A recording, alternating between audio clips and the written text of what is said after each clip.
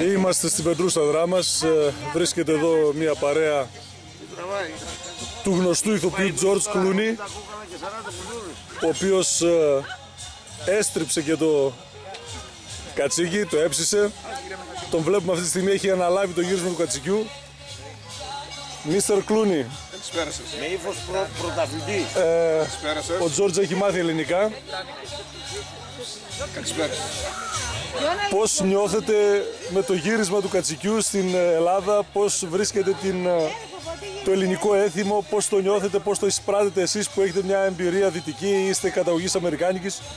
Πώς νιώθετε σήμερα λοιπόν γυρίζοντας το κατσίκι εδώ στην Ελλάδα? Παρά τις επιταγές του Διεθνούς Νομισματικού Ταμείου, εμείς θα φάμε καλά. Θα αγνοήσουμε όλη την κρίση και θα φάμε καλά.